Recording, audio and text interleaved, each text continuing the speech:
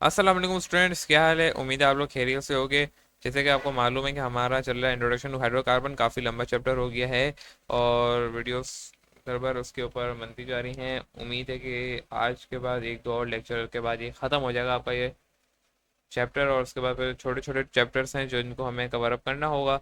आज हम स्टार्ट करेंगे हेलोजनेशंस। मैंने जो है सल्फोनेशन को आपको बोला था आसान है, वो आपको देख लेंगे जैसे हमने की थी पहले नाइट्रेशन, बिल्कुल उसी तरीके से।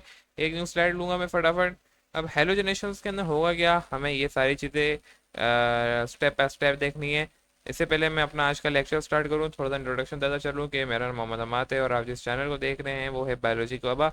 हमारे यहाँ केमिस्ट्री और बायोलॉजी के लेक्चर्स अपलोड किए जा रहे हैं, 11 12, और केमिस्ट्री के जो अगर देखा जाए तो 12 के अपलोड हो रहे हैं। इंशाल्लाह जल्दी हम लोग 11 की तरफ भी आ जाएंगे। और फिर जो है हमारा जो है एक अच्छा खासा पोर्शन जो है हमारा अगर देखा जाए तो 12 का मुकम्मल हो चुका है, तो हम इंशाल्लाह जल्द से जल्द केमिस्ट्री 11 भी स्टार्ट कर देंगे। कहता क्या है, ये चैप्टर भी बहुत ही आसान है, कोई इतना मुश्किल नहीं है। देखा जाए तो बहुत ही आसान है। सबसे पहले कहता है कि ये आपके पास आ रहा है एक हेलोजन, सॉरी इससे थोड़ा करते हैं जरा। ये क्या है कि हमारे पास एक हेलोजनेशन करानी है। वैसे देखा जाए तो आप करके आ चुके हैं ये, मुख्तलिफ प्रोसेस के अंदर हमने किए हुए हैं, लेकिन ये थोड़ा सा डिफरेंट है। इसके अंदर हम आपको मालूम है कि हम एंजाइम्स ले रहे होते हैं और कैटालिटिक एक्टिविटी करवा रहे होते हैं। अगर किसी ने हमारा इनऑर्गेनिक अच्छे से देखा है तो उसको समझ में आ गई होगी। कहता ये है कि हमारे पास एक, अगर मैं यूँ करके दिखाऊँ भी, हमारे पास एक ये है बेंजीन रिंग।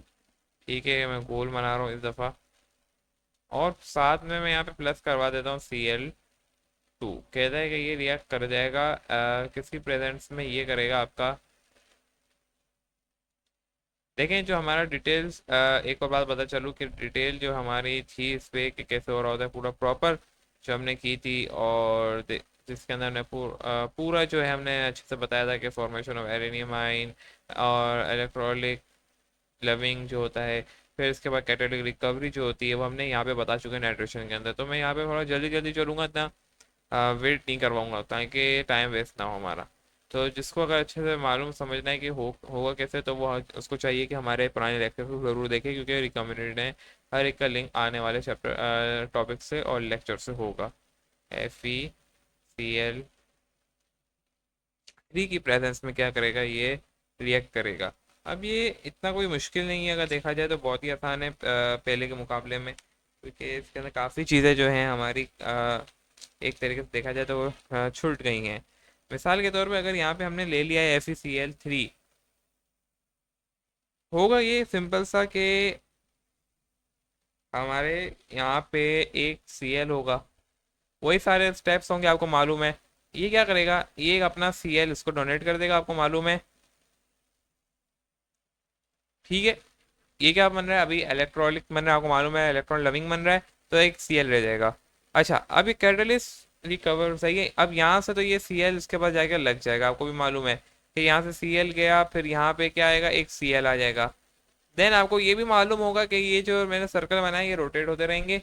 जब पाई बॉन्ड की रेजोनेंस होती रहेगी तो आपको ये मालूम होना चाहिए कि यहाँ से जब ये यहाँ पे जाएगा, फिर यहाँ पे अल्टरनेट पाई बॉन्डिंग होगी, जब ये यहाँ पे पहुंचेगा तो ये यहाँ से H निकालेगा। जब ये H यहाँ से निकालेगा, देन ये एच जो यहाँ से आया होगा इसमें से, ये जो है आपका FeCl4 के साथ ये करेगा। 4 कैसे हुआ मैंने आपको बताया, ये एक Cl अपना इसको दे देगा। जब ये इसको दे देगा और जब ये रिएक्ट करेगा, तो देन आपके पास दो प्रोडक्ट निकलेंगे। एक आपको मालूम होगा कि मैं अगर यहाँ पे बना रहा हूँ अपनी बेंजीन, थोड़ी अच्छी भी बेंजीन बन गई है।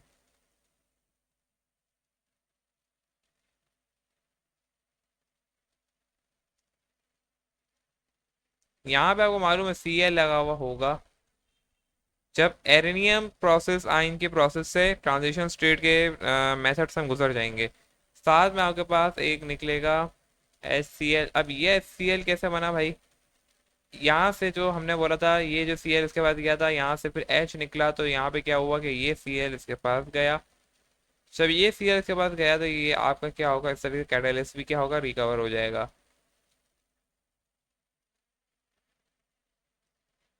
यानी हमारे सारे स्टेप्स बिल्कुल सेम थे। यहाँ पे देखो बच्चों, यहाँ पे अगर आपके पास आ रहा है, हमने यहाँ पे क्या किया है, मिसाल के तौर पे इसी की एग्जांपल के अंदर हमने देखना है। तो यहाँ पे देखो बच्चों, हमने क्या किया, सबसे पहले अगर मैं इसी को यहाँ से हटाऊं, या एक काम करते हैं यहाँ से इसको हटाते हैं और यहाँ पे आपको करवा के दिखाते हैं प्रॉपर तरीके से, आसानी रहेगी आपके लिए भी। सिंपल है। यहाँ से मैं इसको रिमूव करता हूँ जल्दी से, प्रॉपर करके आपको दिखा दें। वहां पे मैंने आपको एक रफली समझा दिया है कि हो क्या रहा है, किसी के जिसको समझ में नहीं है वो यहाँ से देख सकता है। इसको भी हटा दें यहाँ से हम, इसको भी हटा दें और इसको भी हटाते हैं यहाँ से फटाफट, इसको भी हटाते हैं, इसको भी हटाते हैं, इसको भी हटाते हैं और इसको भी हटाते हैं, सब तो हट गया। हम कर रहे हैं, आपको मालूम है, हेलोजनेशन, हेलोजनेशन वाला है ये।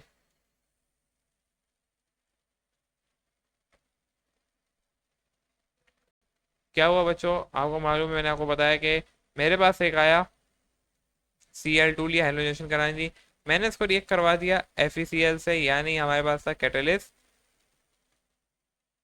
मेरा प्रोडक्ट एक बन गया इलेक्ट्रोफिलिक प्लस FeCl4। यहाँ पे आपको मालूम है क्या होगा, अब ये Cl इसके साथ अटैक करेगा, अब ये Cl यहाँ पे भी लग गया, रोटेट हुआ, इसी तरीके से चलती रही कहानी, आपको मालूम होगा। और फिर एक वक्त आया कि यहाँ से ये निकल गया, और क्या होगा कि अब आपका जो है यहाँ से H निकल जाएगा, सही है। अब क्या हुआ कि यहाँ पे एक Cl बचा और यहाँ पे एक H आके लग गया। अब ये तो कहानी हो गई पूरी, इसको मैं काट रहा हूँ यहाँ से, सही है।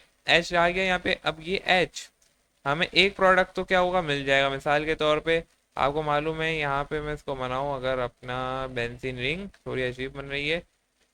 एक तो आपको मालूम है यहाँ पे Cl लग के मिल गया, मैं ये तो हो गई आपकी एक बाय प्रोडक्ट। दूसरी बाय प्रोडक्ट क्या थी कि मैंने इस H को रिकवर करना था, मेरे कैटलिस्ट को मैंने रिया करवा, ये तो हो गई कहानी खत्म आपकी, सही है ना। दूसरी कहानी क्या बनी यहाँ पे, मैंने बोला Fe जो Cl4 था वो उसके साथ ये करवाओ, तो आपके पास को यहाँ पे HCl निकलेगा प्लस FeCl3, रिकवर हो गया कैटलिस्ट। अब आपकी बुक के अंदर यहीं पे इन्होंने एक नीचे एक और चीज लिख दी गई है कि अगर ये जो है आपका ऑर्थो और पैरा करे, अभी ऑर्थो पैरा किया है, इसको अब फिलहाल साइड पे रखो, इसको हम आने वाले लेक्चर में डिस्कस करेंगे, ऑर्थो पैरा की पूरी डिटेल है। तो हमारा यहाँ जो मेन मकसद था, हम यहाँ पे करा रहे हैं अभी सब्स्टिट्यूएंट रिएक्शन, अभी हम ऑर्थो पैरा को डिस्कस नहीं करने वाले। ऑर्थो पैरा पे एक पूरा अलग लेक्चर बनेगा, तो वहीं पे हम उसको एक साथ डिस्कस करेंगे, वरना इन्होंने यहाँ पे क्यों दूसरा है मुझे समझ नहीं है। खैर, आगे चलते हैं। आगे आपके पास आता है फ्राइडली क्राफ्ट अल्काइलेशन, बिल्कुल सेम है, कोई इतनी मुश्किल नहीं है। मैं अगर यहाँ पे हेडिंग डालते हैं सबसे पहले आपकी, मैं यहाँ पे लिख रहा हूँ शॉर्टली FC, या पूरा ही लिख लेते हैं,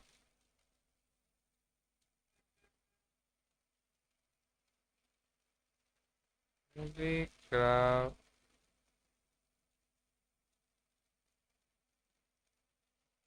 अल्काइलेशन।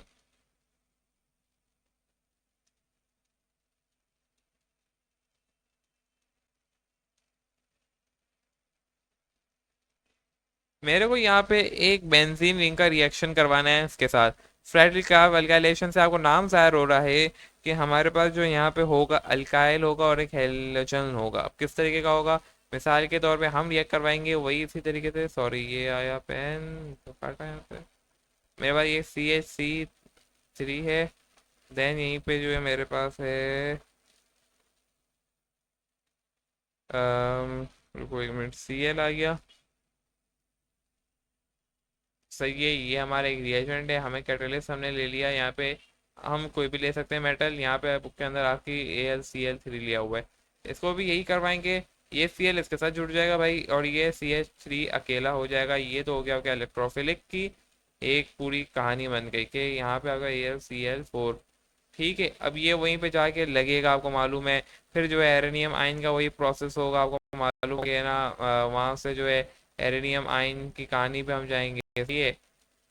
एल्यूमिनियम आयन के क्या होगा कहना, आपको मालूम है, यहाँ से एक यू बनेगा, फिर से यू, और फिर वह यहाँ पे CH3 का जो भी ट्रांजिशन स्टेट होती है आपको वो करने आनी चाहिए, फिर यहाँ पे आपका H निकलेगा। हम क्या करते हैं कि ना एक और स्टेप की तरफ जाते हैं, मूव करते हैं, आपको मालूम होगा वो होगी कैटेलिस्ट की रिकवरी। ये एच जो है हम आपको मालूम है कि इसके साथ रिएक्ट करेगा प्लस कैटलिस्ट के साथ। अभी हेलोजनेशन के अंदर की बिल्कुल सेम था, ऑलमोस्ट सेम सी चीज़ें।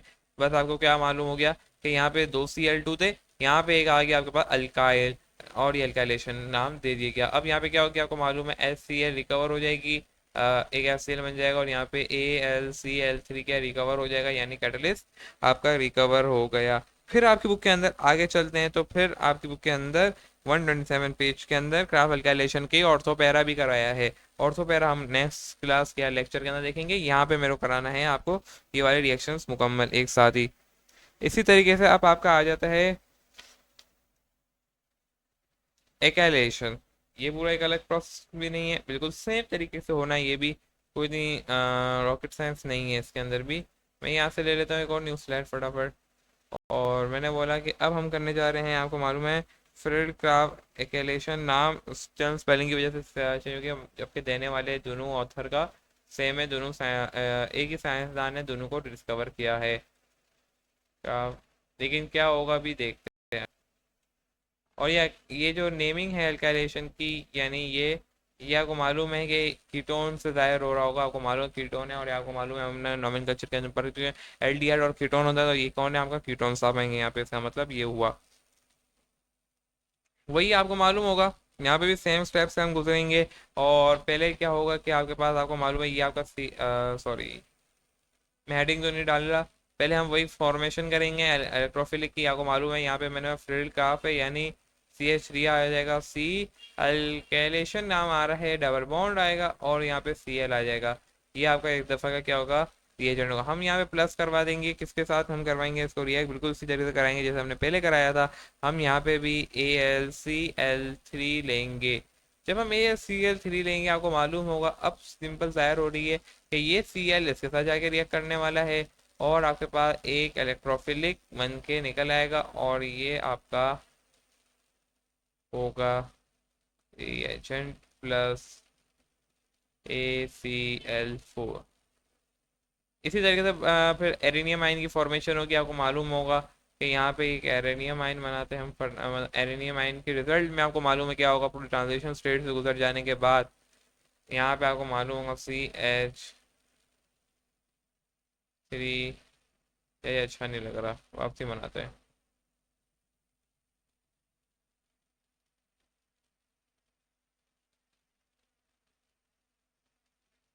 देन अब देखें कितना बेहतरीन बन गया है। पहले ही ऐसा बन जाता, मज़ा आ जाता। फिर इसके बाद कहाँ गया, C डबल बॉन्ड, और फिर इसी के नतीजे आपको एरेनियम आयन के गुजरने में यहाँ पे H निकलता है। जब H निकलता है तो आपको मालूम एक और स्टेप से हम गुजारते हैं, इससे कि H भी आ गया। अब हम इस H को रिएक्ट करवा देंगे, आपको मालूम है कैटलिस्ट के साथ। जब कैटलिस्ट के साथ रिएक्ट होगा तो आपको मालूम है क्या बन के आया, एक और रिजल्ट वापसी आपका आ जाएगा HCl, और हमें बाय प्रोडक्ट एक तो ये मिलने वाला है, दूसरा हमें अब ये मिल गया है इसके रिजल्ट में, और लास्टली हमें जो मिलेगा वो मिलेगा हमारा कैटलिस्ट रिकवर होते हुए। और यही आपको मालूम है एंजाइम यानी कैटलिस्ट की क्या होती है, प्रॉपर्टी होती है। जैसा गया था वैसे आ गया था, बायो के स्टूडेंट्स को ज़्यादा मालूम होगा इन चीज़ों के बारे में, वो पढ़ के आ चुके हैं। इसी तरीके से अब हमारे यहाँ पे जो है ये थे हमारे सारे कुछ क्या कहते हैं, यूं कह लें कि इसे हम कहते थे कि रिएक्शंस थे ये सब्स्टिट्यूएंट के, यानी बेंजीन के। अब हमारा यहाँ पे ये तो हो गया मुकम्मल।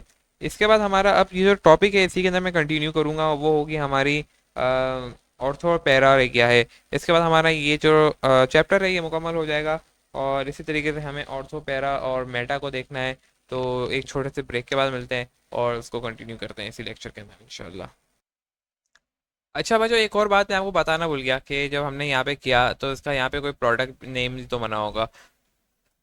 ये आपको मालूम होगा कि आप यहाँ पे लिख सकते हैं कि ये आपका बन गया है हेक्सा क्लोरो हेक्सा बन गया है।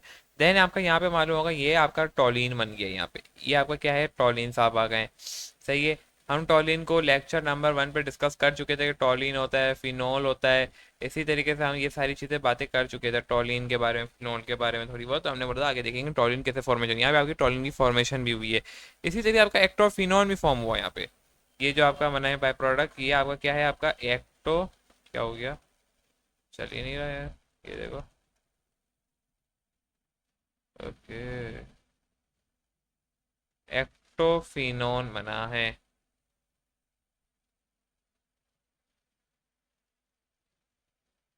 खैर ये वो कॉमन नेम है जो कि आपको मालूम होने चाहिए थे, मैंने यहाँ पे बता दिया आपको। और आप बुक के अंदर भी देख सकते हैं, ये हमारे प्रोडक्ट्स के नेम बन रहे हैं साथ में।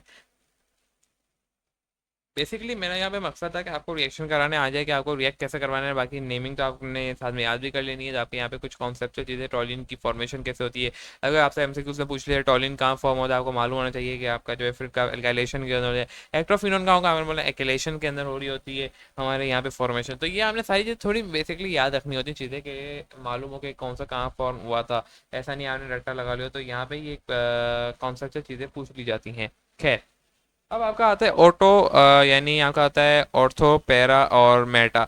ये क्या है, इनकी क्या लॉजिक्स हैं और ये कब कहाँ रिएक्ट करते हैं, हमें ये मालूम होना चाहिए कि कब ऑर्थो लगेगा। ये ऑर्थो पैरा है क्या, ये एक पोजीशन है बेंजीन के अंदर। ऑर्थो पैरा क्या है, ये पोजीशन है सारी, कि कब आपका ऑर्थो होगा, कब आपका पैरा होगा, कब आपका मेटा होगा।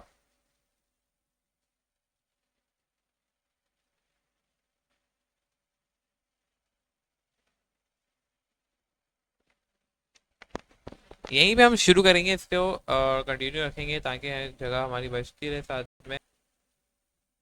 मैंने बोला ये आपकी एक बेंजीन नहीं है, अगर मैं यहाँ पे बनाऊँ।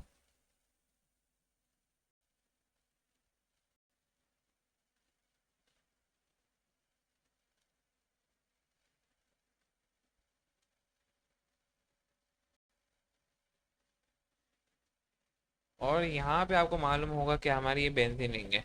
सही, ये आ गया अल्टरनेशन पाई बॉन्ड। ये आपकी पोजीशंस होंगी यहाँ पे, ये अलग अलग पोजीशन है यहाँ पे। और हम इसी बुनियाद पे जज करेंगे कब ऑर्थो पे लगेगा, कब पैरा पे लगेगा, कब मेटा पे लगेगा। तो ये मैंने एक पोजीशन बना दी है। सही है। अच्छा, अब यहाँ पे आपको मालूम है हमारा मिसाल के तौर पे यहाँ पे कुछ भी लगा हुआ हो सकता है। यहाँ पे हमारा CH3 लग गया अभी। अब पोजीशन कौन कौन सी होंगी, जब 2 और 4, 2 और 6 की बात की जाएंगे तो ये आपका ऑर्थो होंगे, यानी हम इन्हें ऑर्थो कहते हैं भाई। ये आपके ऑर्थो होंगे। फिर इसके बाद आपका पैरा होगा। पैरा कौन सा होगा, पांचवा जगह। बेंजीन की जो पांचवा कार्बन है उसे हम पैरा की पोजीशन कहते हैं, वो पैरा कहलाती है लोकेशन। और जो हमारी बेंजीन की दूसरे और छठे कार्बन है उन्हें हम ऑर्थो कहते हैं, कि ये ऑर्थो वाली जगह है। इसी तरीके 3 और 4 है, हम इसे मेटा कहते हैं कि ये मेटा वाली जगह है। अब ये लगेंगे कब कब, कि कब हमें मिसाल के तौर पे यहाँ पे अब क्या है कि अब हमें ये कॉन्सेप्चुअल देखना है कि यहाँ पे अब जो है कोई जो है आपका कैटलिस्ट नहीं आएगा, ये अलग तरीके का रिएक्शन है। मिसाल के तौर पे जब आपको ये सारी चीज़ें मालूम हो गई, अब यहाँ पे अगर आपका Cl2 आ रहा है मिसाल के तौर पे, ये ऐसा है नहीं अभी देख रहे हैं। अब अगर फर्ज करें कि CH3 है, अब आपको मालूम होना चाहिए आपकी बुक के अंदर 130 नंबर पे ऑर्थो की प्रॉपर्टी बता दी गई है। देन आपको ये भी बता दिया गया है कि जब भी आर होगा या RCO होगा, OR होगा, CL होगा, या BR होगा, CH3 होगा, OH होगा, तो आपने ऑर्थो और पैरा पे लगाना है। इसी तरीके अब आर क्या आपको मालूम, रेडिकल है। रेडिकल कितने कार्बन वाला भी हो सकता है, CH3 जैसे मैंने लगा दिया CH।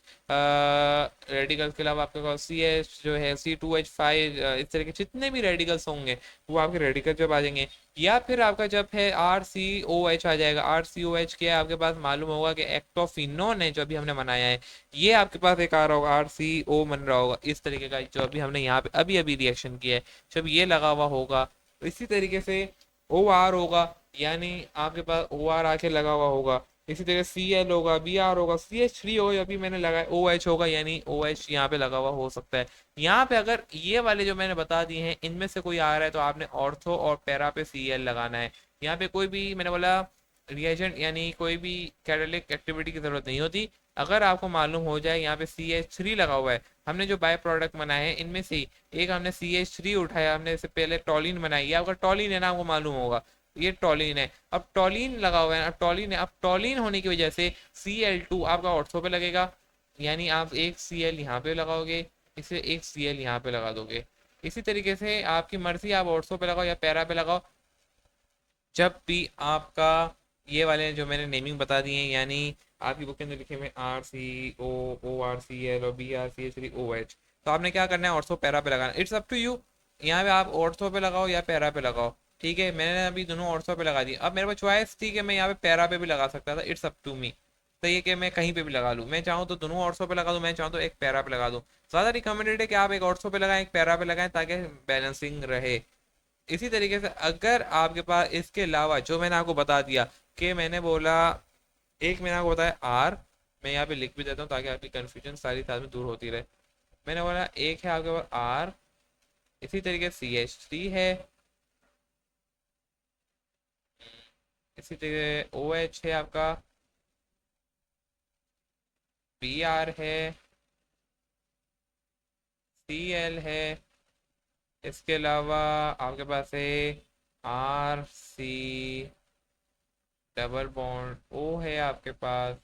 इसी तरीके से आगे आपके पास आ रहा है OR आ रहा है। इसके अलावा आपके पास आ रहा है, भाई यही आ रहे हैं, ठीक है।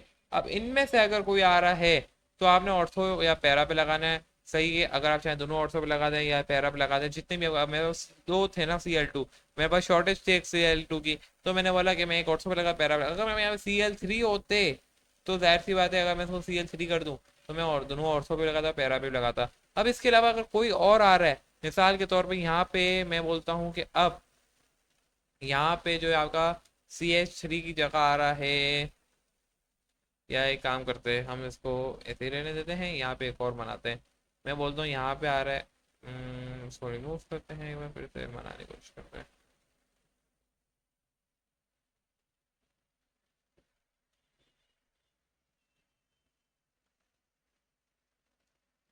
और इस दफ़ा मैं लगा रहा हूँ यहाँ पे कार्बोक्सिलिक एसिड, आपको मालूम हो C OO कार्बोक्सिलिक एसिड लगा देता हूँ, या फिर कुछ भी मैं लगा देता हूँ। मैं यहाँ पे कीटोन लगा देता हूँ। सॉरी, अभी मैंने यहाँ पे लगा दिया, आपका एस्टर साहब को लगा दिया था, ये कार्बोक्सिलिक एसिड। यहाँ पे मैंने कार्बोक्सिलिक एसिड को लगा दिया। अब मेरे पास आप रिस्ट्रिक्शन है कि अब मैं कहाँ पे लगाऊंगा, मेटा पे लगाऊंगा। कि जब भी कार्बोक्सिलिक एसिड आएगा तो आपने क्या करना है, मेटा पे लगाना है। मैं यहाँ मेटा पे लगाऊंगा, मेटा ये रही। तो अब मेरे पास रिस्ट्रिक्शन है कि मेरे जो CL है वो मेटा पे लगेगा। अब मैं ऑर्थो और पैरा पे नहीं लगाऊंगा। ठीक है बच्चों, CL2 आ रहा है, प्लस करा मैंने, तो ये CL2 एक यहाँ लग जाएगा, यानी और एक यहाँ पे लग जाएगा। अब यहाँ पे नहीं लगेगा, ना ही यहाँ पे लगेगा, और ना ही यहाँ पे लगेगा। इसी तरीके यहाँ पे भी नहीं लग रहा था और ना ही यहाँ पे लग रहा था। तो ये ऑर्थो और पैरा की पूरी कहानी है। अब आपने क्या करना है, डिफरेंसेस हैं, ये बच्चों वाले डेफिनेशंस लिखी हुई हैं, ये आपने याद कर लेनी है। बाकी जो लॉजिक थी ऑर्थो और पैरा के कि क्यों कहाँ लग रहा है, ये लॉजिक थी कि जब ऑर्थो जब ये आ जाए तो आपने ऑर्थो पे लगाना है, पैरा पे लगाना है। अब ये ऐसा क्यों है, ये किस वजह से, ये आपके अभी जो है यहाँ पे डिस्कस नहीं किया हुआ क्योंकि ना, लेकिन MCAT के अंदर इसको डिस्कस किया जाता है क्योंकि पुरानी बुक में था और वो फेडरल की बुक्स में मौजूद है। इसके पीछे पूरी इलेक्ट्रॉन की गेन और लॉस की जो कहानी होती है, वो H निकलता है तो यूं आता है। तो ये सारे कुछ लॉजिक्स होती हैं, तो वो यहाँ पे डिस्कस नहीं की हुई, अगर होती है मैं यहाँ करा देता। तो बहरहाल हमारा यहाँ पे ऑर्थो और पैरा के अंदर जो बेसिक लॉजिक थी, जो मेन लॉजिक थी, वो मैंने आपको बता दिए, कब ऑर्थो और पैरा पे लगाना है और कब मेटा पे लगाना है। कि अगर जो मैंने यहाँ पे दिखती हैं इनमें से कोई आ रहा है तो आपने क्या करना है, ऑर्थो पैरा पे लगा देना है। आपकी मर्जी, आप दोनों ऑर्थो पे लगाएं या पैरा पे लगाएं। और अगर आपके इनके अलावा कोई और आ रहा है तो आपने मेटा पे ही लगाना है, इसके अलावा कहीं और नहीं लगाना। ये आपने याद कर लेने का तरीका भी मैंने आपको बता दिया है। और ये छोटी सी ऑर्थो पैरा को डेफिनेशन दी, मैंने बोला था हम डिस्कस करेंगे। और यहाँ पे आपका जो है कंप्लीट होता है एक इंट्रोडक्शन टू हाइड्रोकार्बन वाला चैप्टर। लास्ट लेक्चर था हमारा इस पे, मुझे यकीन नहीं हुआ और यहाँ पे कंप्लीट हुआ। इसी तरीके से आपकी बुक के अंदर TNT का फॉर्मेशन लिख दी है कि ट्राई नाइट्रोटोलिन कैसे फॉर्मेशन होता है, बिल्कुल इसी तरीके से यहाँ पे बताया गया है कि आप आपके पास मिसाल के तौर पे यहाँ पे CH3 लगा हुआ है, आपका CL आपने कहाँ कहाँ लगाना है, आपको क्या कौन सी चीज़ नाइट्रो, तो इसी तरीके से आपको मालूम टॉलिन है। और अगर जो है कंसंट्रेट नाइट्रेशन करानी है तो अब नाइट्रेशन अब आपने कैटलिस्ट के बगैर कैसे करानी है, यहाँ पे आपको बता दिया कि एक CH3 लगा हुआ एक आ रहा है, तो आपने कहाँ कहाँ लगाना है, ऑर्थो पे लगाना है, पैरा पे लगाना है। अब देखें यहाँ पे आप आए, NO3 आ रहा होगा, NO3 हमें 3 दिए में, तो आपने 3 लगा दिया, ऑर्थो पे लगा दिया, पैरा पे लगा दिया, अगर 2 होते तो हम 2 लगाते। इसी तरीके से प्रिपरेशन ऑफ M नाइट्रोटोलिन है, अब यहाँ पे क्या है, कोई भी आप ले सकते हैं रिएजेंट, यहाँ पे देखें NO2 आ रहा है, इनमें से नहीं आ रहा जो मैंने यहाँ लिख दिए हैं, इनके अलावा आ रहा है, तो अब आपने क्या करना है, मेटा पे ही लगाएंगे। तो ये थी कुछ बेसिकली बातें और थोड़ा पैरा की, इसी पे मैंने मुकम्मल कर लिया, इसी के अंदर लेक्चर को खींच दिया है। थोड़ा लंबा लेक्चर हो गया होगा, लेकिन उसके ऊपर मैं अलग नहीं गया हूँ, और ये छोटी छोटी बातें थी जिसको हमने कवर अप करनी थी। और आज हमारा एक और चैप्टर मुकम्मल होता है, एक नए लेक्चर के साथ मिलेंगे एक नेक्स्ट क्लास के अंदर। जब तक के लिए मुझे दीजिए इजाज़त, मेरा नाम है हमाद, अल्लाह हाफिज़।